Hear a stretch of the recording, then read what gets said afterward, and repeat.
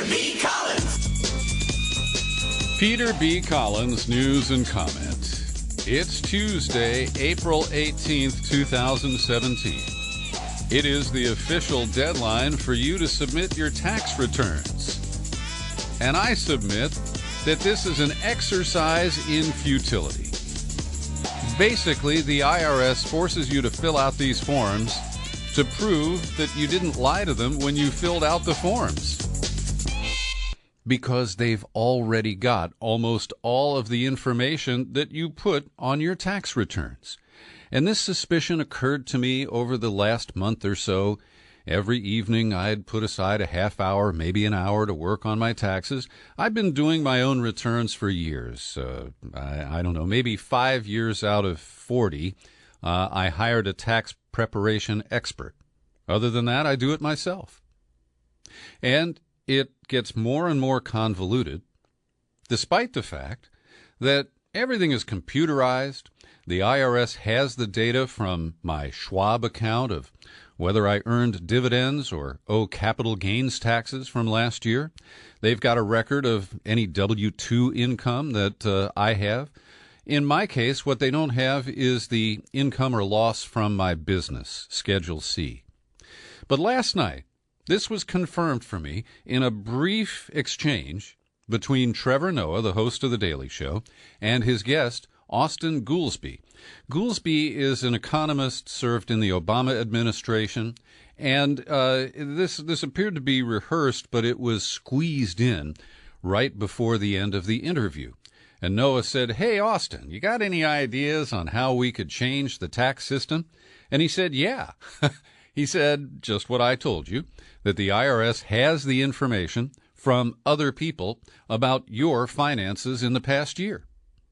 And they should use that information to send you a tax bill, a pre-filled out 1040 form, and you just go through and say, oh yeah, that W-2 income is right.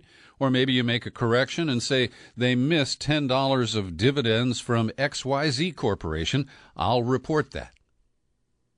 And you could do your own taxes without an H&R Block, without a CPA.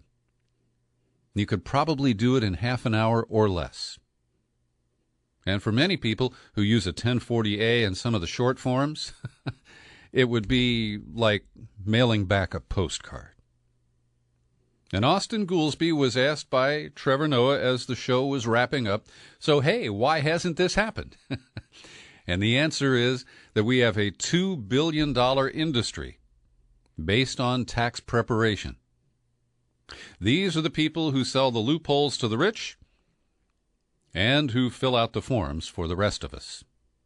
And they have a powerful lobby in Washington that has prevented Congress from even experimenting with a reverse process. As I've described, the IRS sends you a bill instead of you submitting these forms and then quivering to say, gosh, did I report everything? They know everything about me, so if I fail to report, I could be in trouble, right? And I got to take one more whack at this Form 8962. I've described it as punishment for Obamacare recipients. And I'm going to do a Facebook Live video about this later today. I just can't help it, because it's so infuriating. The form requires you to look up the federal poverty level, and there are only 3 figures for that, one for Alaska, one for Hawaii, and one for the rest of the country. They could print it on this goddamn form, but they don't. They make you look it up. And then you got to do some calculations to find out if your adjusted gross income was within 400% of the poverty line. What if you screw up that calculation? Then you have to find the applicable figure, a murky factor number in 4 decimal points that means absolutely nothing to me. And then you have to successfully multiply your income times the applicable figure. Now, this is a very empty exercise, because all you have to do is tell the IRS, did my income change over the 12-month period last year? And if so, it went up or it went down, and they can easily calculate what your subsidy amount would be and whether they owe you money or you owe them money. In my case, they owed me an extra $600. But it took me over 30 minutes to fill this out, and I cheated a little bit by using information from last year's form. It is ridiculous. And as we observe that the guy in the White House, number 45, continues to thumb his nose at us and refuses to release his tax returns. And, of course, he said he would, but he's under audit, and that is such a bullshit excuse. I mean, it's worse than the dog ate my homework, or the dog ate my thumb drive with the homework on it. That's the updated version. And so it is interesting to see that a tactic that the Democrats have been using appears to be gaining some traction. And they're saying, look, we can't reform the tax code or change it to benefit Trump and his rich cronies without knowing what changes in the tax code would directly benefit Trump and his family enterprise.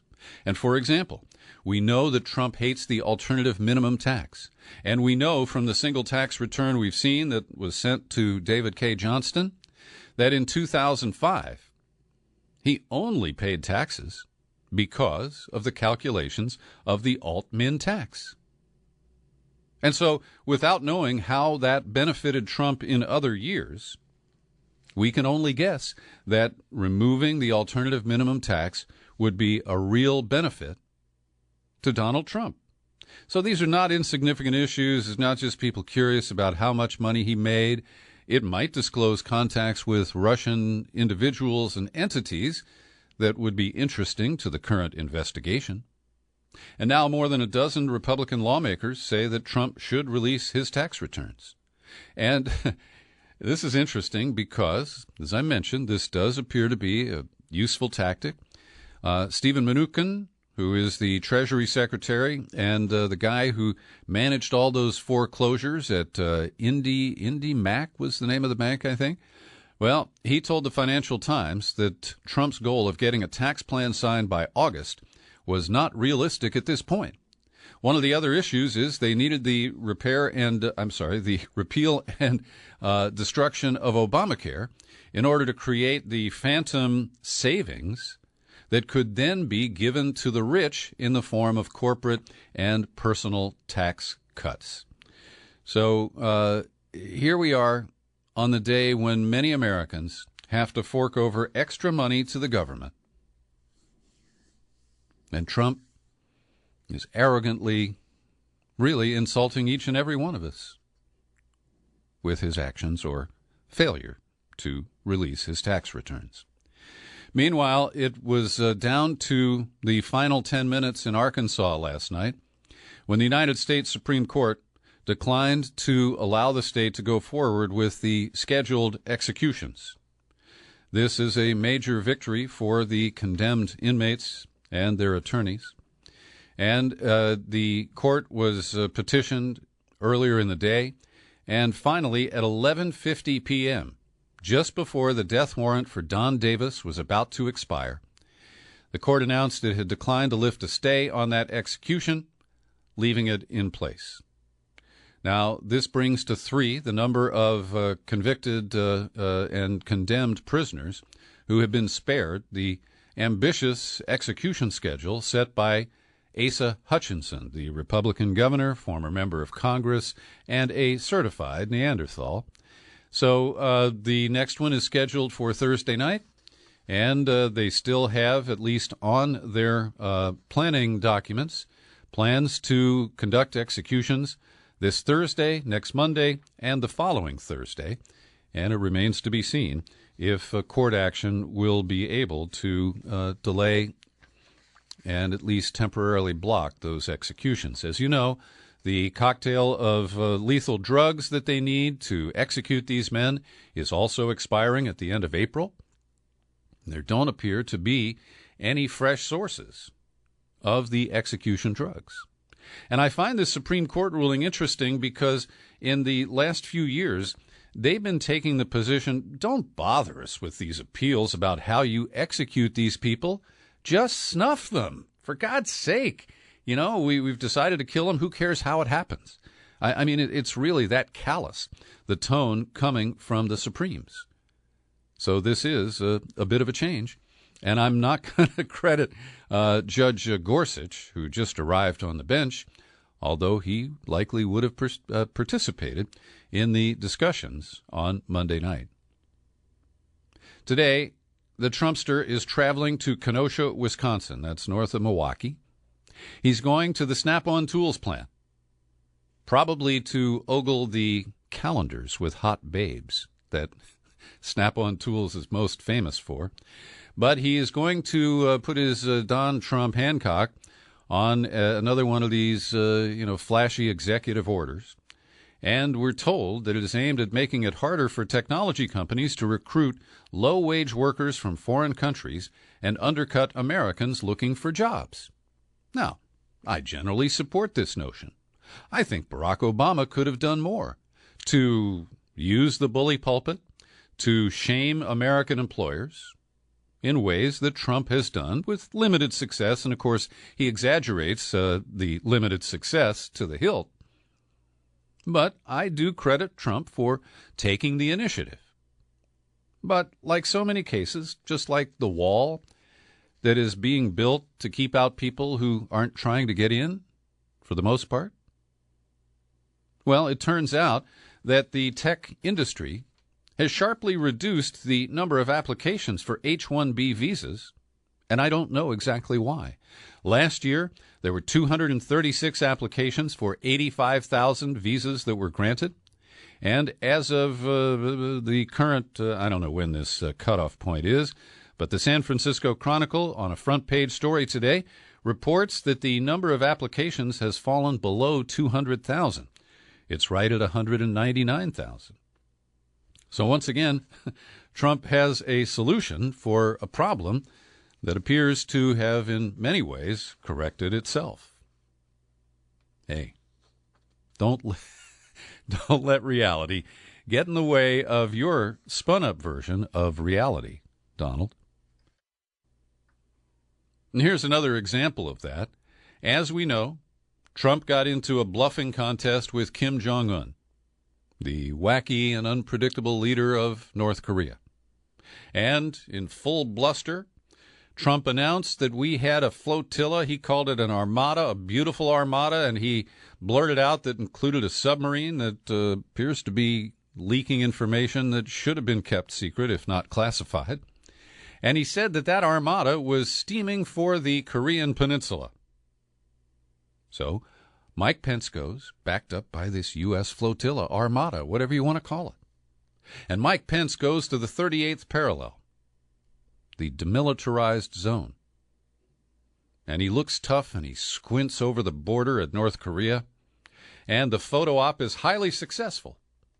Only the Washington Post reports today that the armada, the flotilla, the carrier group behind the Carl Vinson, actually never headed toward the Korean Peninsula.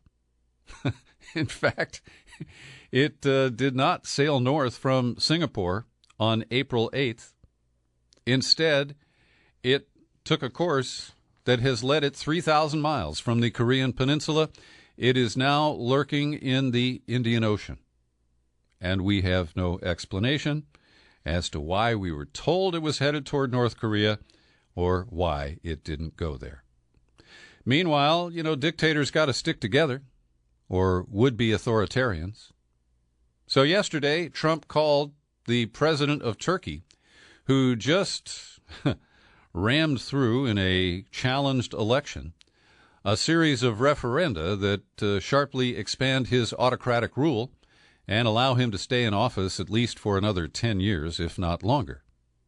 And Trump, of course, based on what we're told, didn't discuss the serious issues related to the conduct of the election and whether the results are credible.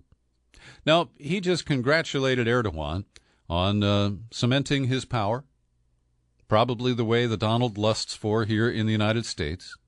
And then they moved on to other topics. They talked about Syria and Assad, and were pretending that Turkey remains a great ally in the effort to take down the Islamic State.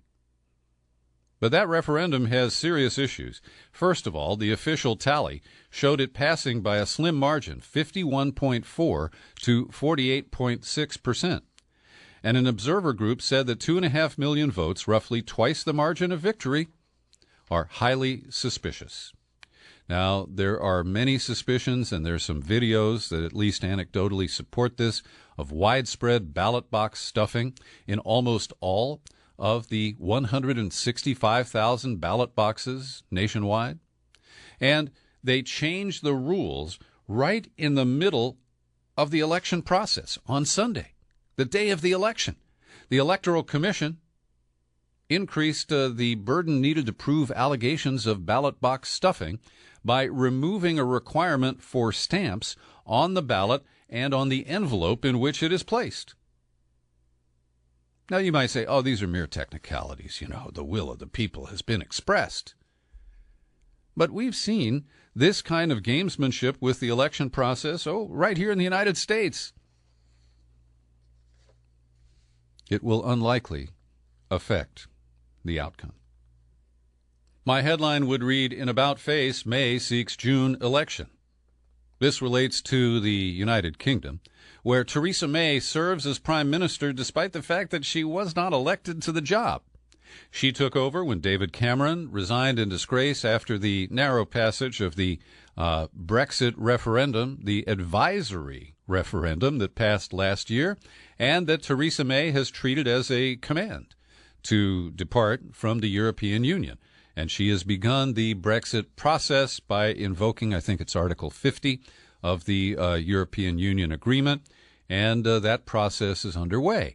Now, Theresa May had said that she would not call for an election, and she has the latitude to do that under British rules, before 2020. But she has declared that Westminster is the problem. Westminster is the section of London where Parliament meets.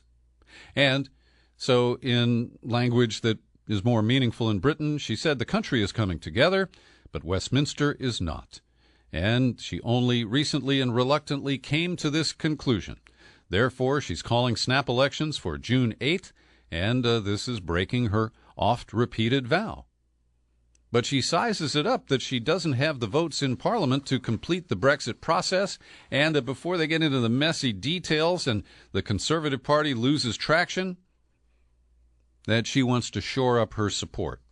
So she's hoping to add to her margin, which is only 17 votes, in the Parliament, and I believe that's the House of Commons.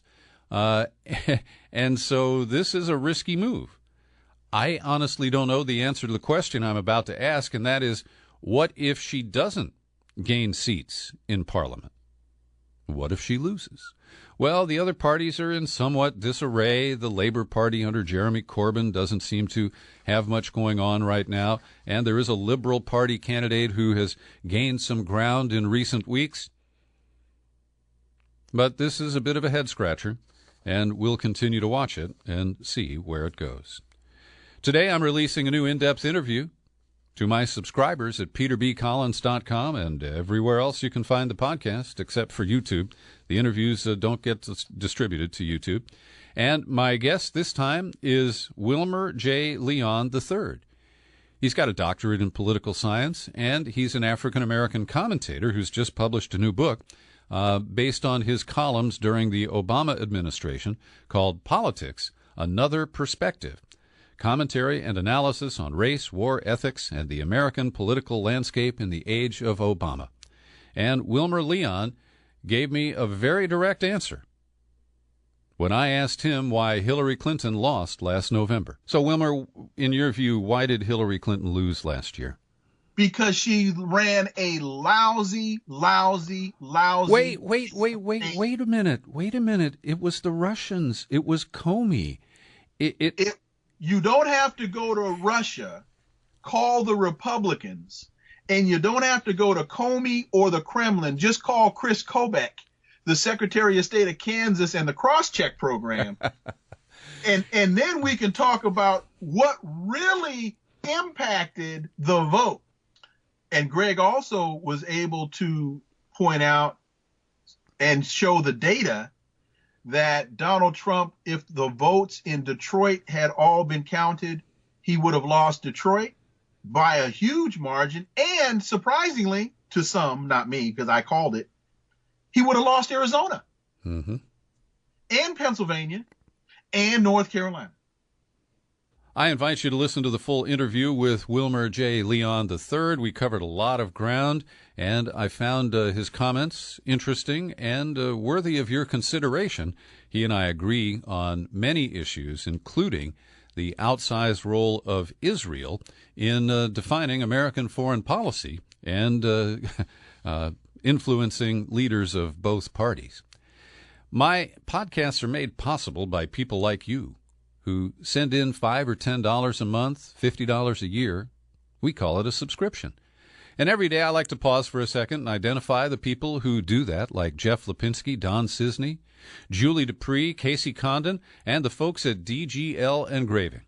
I really, really appreciate your support. And if you're not a subscriber, you can change that. You've got the power. Come on over to peterbcollins.com, click on menu, pull it down, click on Become a Subscriber. It takes you to the sign-up page. The options are clearly laid out for there, and make a choice that's comfortable for you. I appreciate your support. And one of the things that I didn't get to talk to Wilmer Leon about, which broke today, is something that touches me, and it actually brought a couple of tears to my eye. And let me tell you that I was educated by the Jesuits at a school in Cincinnati, Ohio.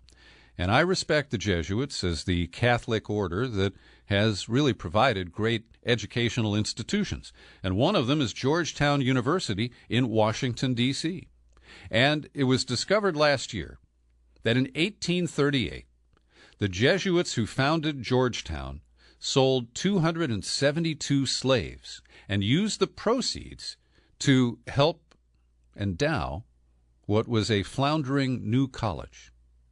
So Georgetown is based on the slave trade. It is based on the fruits of that immoral, unconscionable system.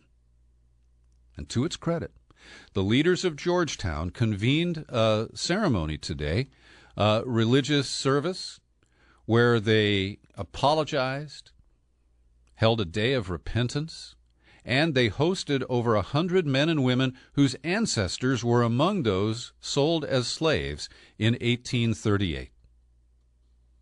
And the participants spoke, sometimes eloquently. And here is a comment from a woman named Mary Williams Wagner. She made her first trip to Washington. She's from Rockport, Louisiana. She and her brother had read that they were the descendants of slaves sold in Maringouin, Louisiana, the tiny town where their mother grew up. Then they learned they were related to Isaac Hawkins, the first slave listed on the sale agreement, and today Georgetown named a building for Isaac Hawkins. And Miss Williams Wagner brought her granddaughter to the services, and her granddaughter's name is Neil. And she is interested in the offer from Georgetown to give basically the kind of special treatment that the kids of alumni get in special consideration for admissions to Georgetown. I'd love to see that girl, Neil, get a diploma from Georgetown in the next few years. Jeff Sessions, who I refer to as Jefferson Beauregard Jim Crow Sessions. He has tried to manipulate recent crime statistics to scare people into believing that we have a crime wave that requires a new war on crime led by Jeffrey Beauregard Jim Crow Sessions. And while it is narrowly true that murder rates in some urban areas, notably Chicago, Baltimore, St. Louis, and Milwaukee, have gone up, that overall crime rates across the country are down and down at historic lows.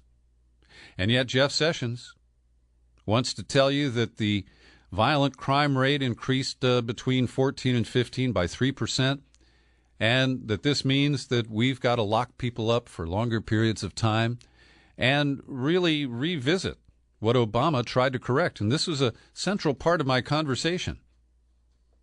with Wilmer Leon today. That Obama did start the process of commuting sentences, but he didn't reschedule marijuana and he didn't really complete the job. And now, because many Trump voters are scared shitless because all they do is watch TV, and between Fox News and primetime dramas and movies that they see, they believe that crime is everywhere and that they should hunker down, get their guns and their bulletproof vests out. Because 78% of Trump's supporters told a Pew survey last November that crime has gotten worse in the United States since that black guy got into the White House. Mark Zuckerberg, the founder and CEO of Facebook, was at a public event today at about the same time that Steve Stevens, who was being cornered by the cops near Erie, Pennsylvania, took out a gun and killed himself. Now, Steve Stevens is becoming a household name because he posted a video of a murder that he committed in Cleveland over the weekend. He shot and killed a 74-year-old man named Robert Godwin Sr. Now, Steve Stevens himself, in the video, which of course was highly implicating or incriminating of him, he turns to the camera and says, "I just snapped, man. Fuck." And then he posted the video live on Facebook. About 1,000 people saw it before Facebook was able to lock down his account and prevent any further plays of the video. And as you know, I use Facebook Live video. I think it's very cool. It's a great way to reach a lot of people, and people are drawn to video presentations of many varieties. But this is an issue that Facebook will have to deal with, and I, for one, do not have an easy solution. The number of searches of cell phones and computers at border crossings, primarily airports, is skyrocketing. A report released last week shows a 79% increase in the number of electronic devices searched by Customs and Border Patrol at U.S. border entry points. And between October 15 and March 16, they had searched about 8,300 devices. A year later, that number has almost doubled to just under 15,000.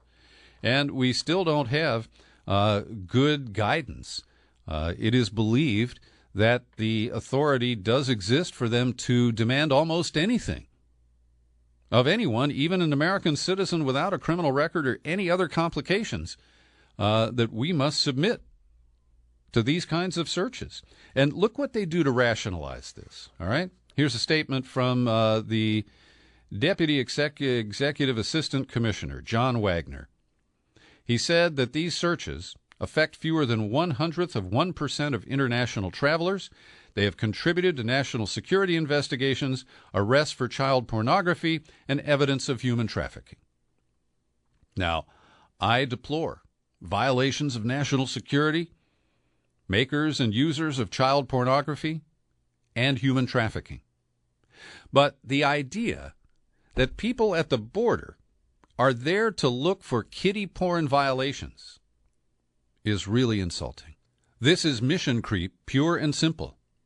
Because we were told that all the stuff at the airports, all the stuff at the borders, is to protect us from terrorism, to protect us from foreign invasion.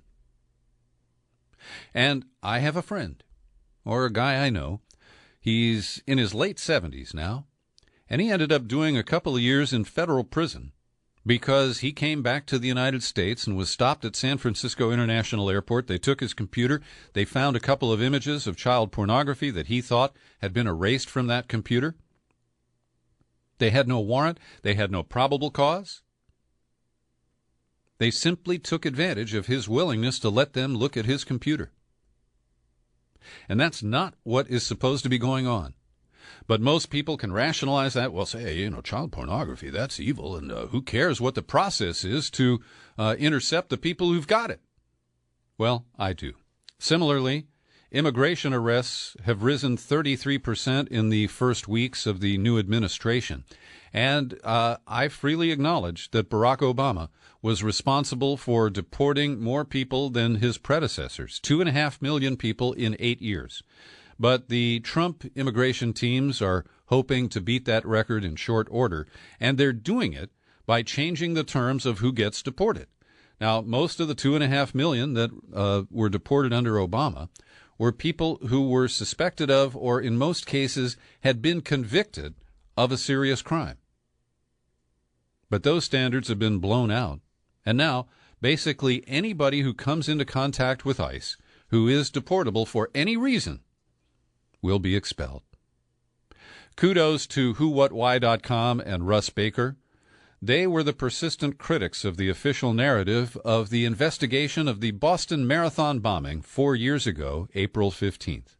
Their reporting is now being validated by a book that's been published by investigative journalist Michelle McPhee.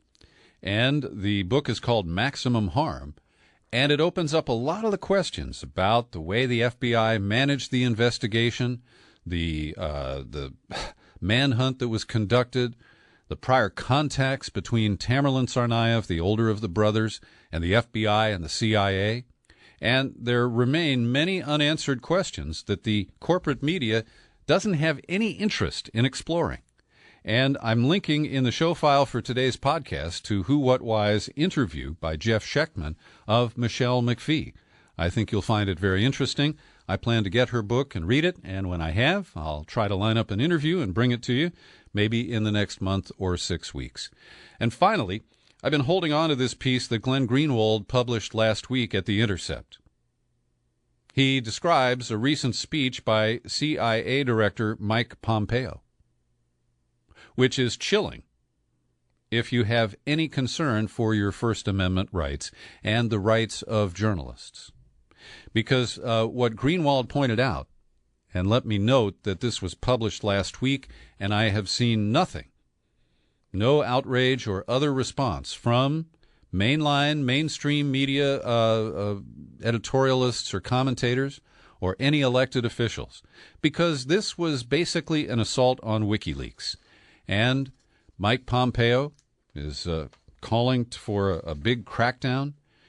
Greenwald, quote, Trump's CIA director stood in public and explicitly threatened to target free speech rights and press freedoms, and it was almost impossible to find even a single U.S. mainstream journalist expressing objections or alarm because the targets Pompeo chose in this instance are ones they dislike. But in vilifying WikiLeaks, we've got to note that the Washington Post, the New York Times, and many other outlets have freely used the product of WikiLeaks while failing to come to the defense of the right of WikiLeaks to collect and publish information regarded as secret. More from Greenwald here, decreeing with no evidence that WikiLeaks is a non-state, hostile intelligence service often abetted by state actors like Russia, a belief that has become gospel in establishment Democratic circles. Pompeo proclaimed that we have to recognize that we can no longer allow Assange and his colleagues the latitude to use free speech values against us. He also argued that while WikiLeaks pretended that America's First Amendment freedoms shield them from justice, they may have believed that, but, says Pompeo, they are wrong. Now, in a separate passage, Greenwald points out that America's security and secrecy laws do not apply to Julian Assange and WikiLeaks. He's not an American citizen. He's not operating in the United States. And so this is a lot of sound and fury. But is there a legal basis to pursue it? And Greenwald points out that the Obama administration tried every which way they could, including a secret grand jury, to try to indict Julian Assange.